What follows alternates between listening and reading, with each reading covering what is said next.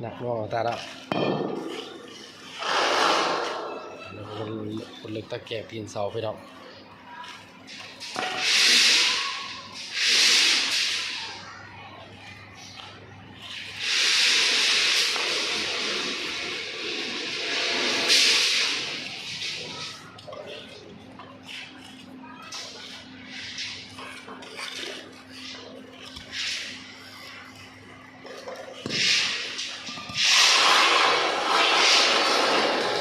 นักพี่น้อง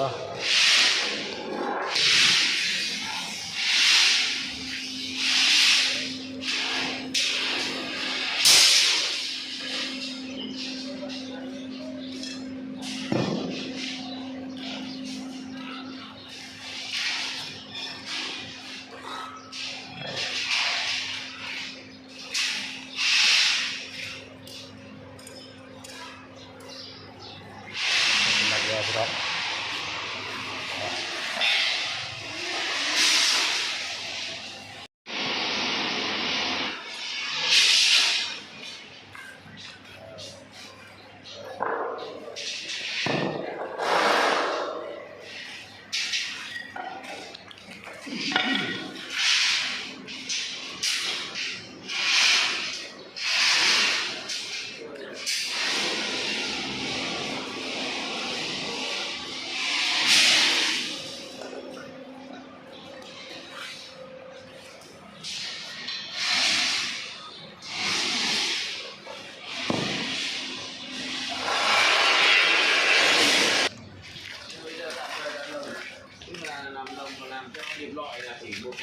สหายมวนมาส่งเล็กเนาะ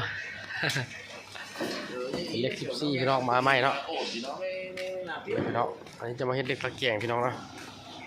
เลยพี่น้องอันนี้จะเป็นเล็ก14พี่น้องอันนี้จะเป็นเล็ก16เนาะอันนี้จะเป็นเล็กเสาพี่น้องอันนี้จะเป็นเล็กตะแกรงพี่น้องเนาะตะแกรงเขาจะใส่เป็น14พี่น้องพี่น้อง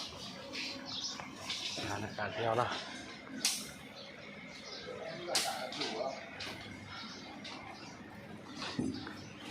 นี่จะเป็นคานเนาะพี่น้องเนาะ14พี่น้องคานกับตะแกรงเนาะพี่น้องเนาะไปพี่น้อง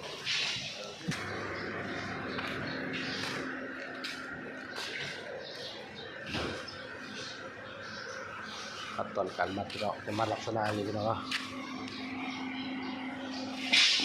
ขั้นตอนพี่น้องเนาะ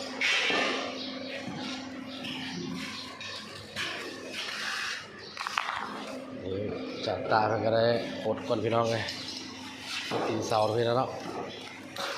ว่าทีมงานมันจะมีอยู่5 คนพี่น้องนี่เราจะได้มาตั้งอยู่ที่เลยพี่น้องเนาะนี่ก็เป็นการดูดน้ำก็ถือว่าแห้งสำเร็จไปที่ห้วยพี่น้องลักษณะเลยพี่น้องเนาะเลยพี่น้องเราจะมาตั้งเส้นลูกน้ำเลยพี่น้องเดี๋ยวนี้ก็ดูดน้ำถือว่าแห้งกระไรเติมพี่น้องดินก็จะบ่อนไปพี่น้องดินก็จะเป็นดินหินนะพี่น้องแล้วก็แขกพอสมควรอยู่พี่น้องเลยนะพี่น้องเนาะจะมาตั้งลักษณะใช่นี่เลยพี่น้องเป็นส่วนที่มัดไปแล้วพี่น้องเนาะ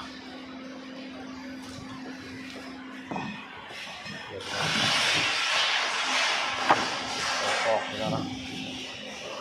เป็นลักษณะเลยพี่น้องเนาะจากต้นรวมเบิดนี่สร้างใหญ่เพิ่นเพิ่มมาอีก3มั้งครับมีอยู่18 ต้นเนาะพี่น้องเนาะโอ้ได้หลายพอสมควรพี่น้องเนาะ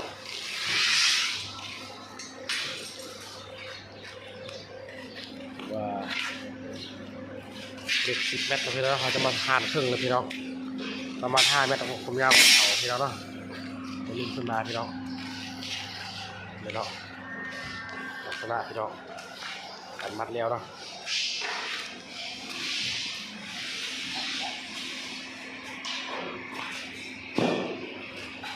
ส่วนการจะมัดก็ที่ประมาณนั้นเลยพี่น้อง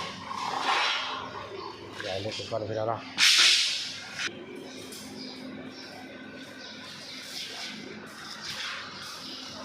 การหักเลยพี่น้อง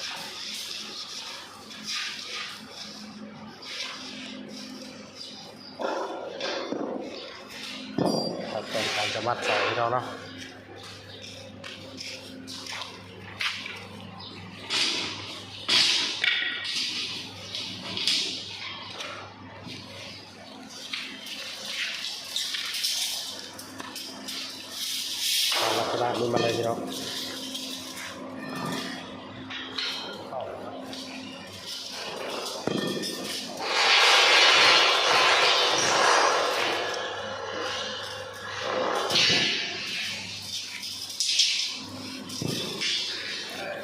กรอบอีกพ้องเลย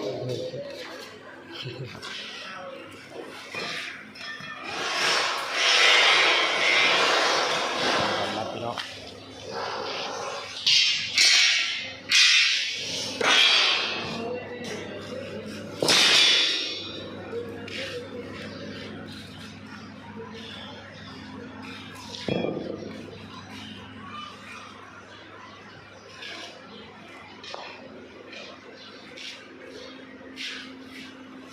นี่กรอบมาตั้งมาเพราะว่าเอาไปเลยหนา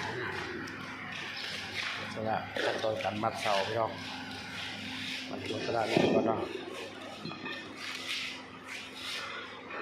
เหมือนจะบอกเอาดีตัวเอง